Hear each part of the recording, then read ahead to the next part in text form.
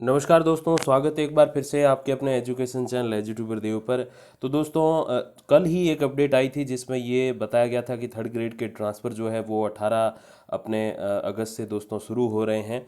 अब इसमें दोस्तों सबसे जो बढ़िया बात आप कह दीजिए वो ये है कि थर्ड ग्रेड के ट्रांसफ़र तो हो ही रहे हैं, लेकिन उस पे दो क्वेश्चंस कल रखे थे मैंने सामने। कल जो वीडियो आया था, शायद आज सुबह मैंने पब्लिश किया था, कल की अपडेट थी, जिसमें मैंने आपको बताया था कि इसमें ये स्पष्ट नहीं किया गया कि डार्क जोन वाले जो अपने जो ज़िले हैं दोस्तों, 10-11 ज़िले हैं डार्क जोन वाले, प्रतिबंधित ज़िले जिनको बोलते हैं, उनसे बाहर ट्रांसफ़र होंगे क्या, टीएसपी के नॉन टीएसपी में ट्रांसफ़र होंगे क्या।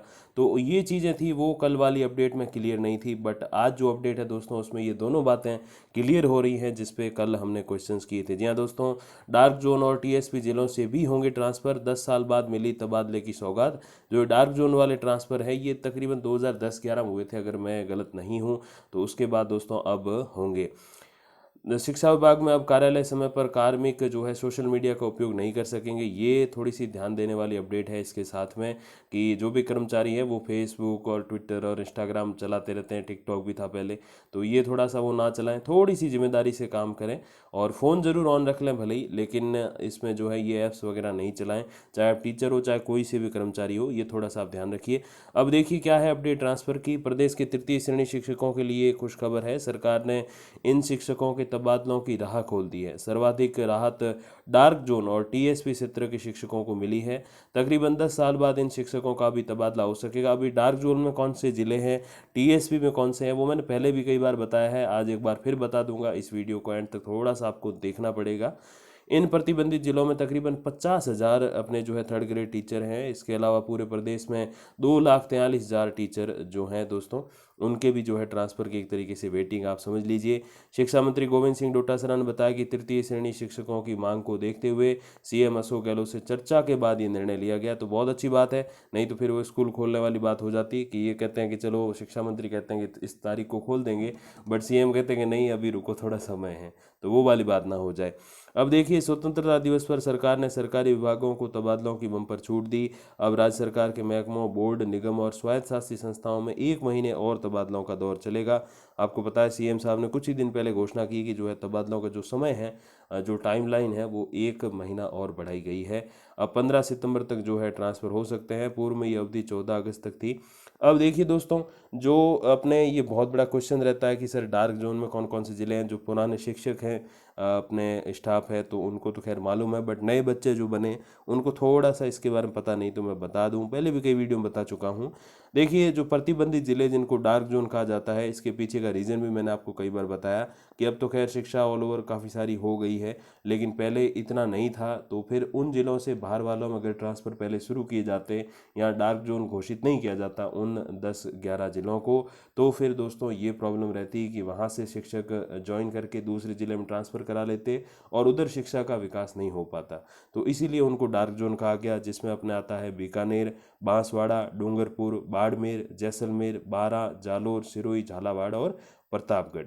दोस्तों टोटल 10 ज़िले हैं इसमें अपने डार्क जोन वाले में, यहीं कहीं प्रतिबंधित ज़िलों की सूची में।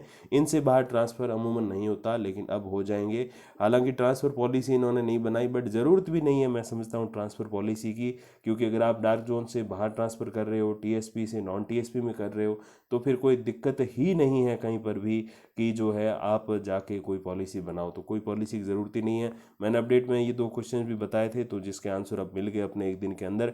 अब ये क्वेश्चन भी रहता है अक्सर, टीएसपी क्षेत्र के कौन से ज़िले हैं, क्या है, तो उसके बारे में मैंने अपडेट दे रखी है आपको। फिर से थोड़ा सा इसमें रिवाइज कर लेते हैं उसको। तो अपने टीएसपी में दोस्तों जो है पूरे जो 3 ज़िले हैं वो अपने 3 हैं, डूंगरपुर, बांसवाड़ा और प्रतापगढ़।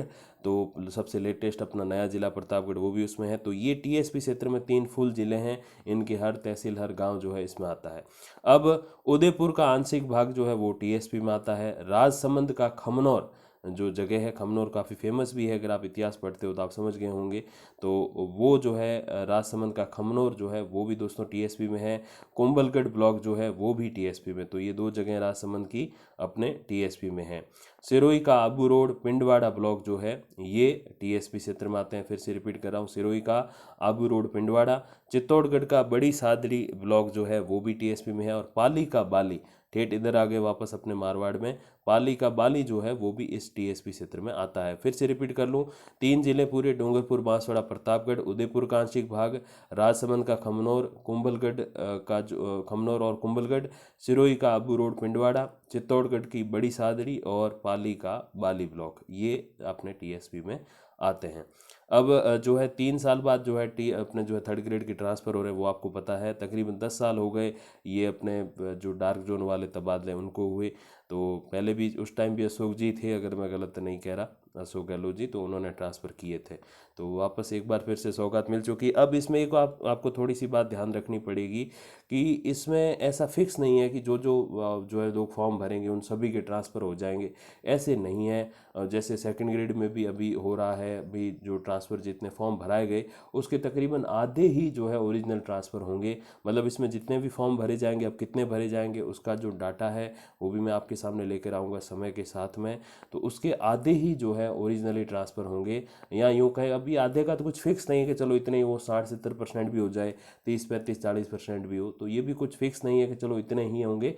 बट अनुमानतः हम कहें तो आधे, लगभग 50%, सपोज 1 लाख फॉर्म भरे जाते हैं तो 50,000 ही ओरिजिनल ट्रांसफ़र होंगे। कि वापस आगे देखना भी पड़ता है सरकार को कि आगे पद है कि नहीं है जिस पद के लिए आप रिक्वेस्ट कर रहे हो, और उस स्कूल में वो जगह है कि नहीं। तो सारी चीज़ें देखने के बाद जो है ये ट्रांसफ़र की चीज़ें होती हैं, और पद भी है और आप जाना भी चाहते हो फिर भी सरकार चाहे तो ही जा सकते हो। आखिरकार एक सरकारी नौकर जो है हम लोग, तो उसका ये थोड़ा सा रहता है, तो आप समझ सकते हैं।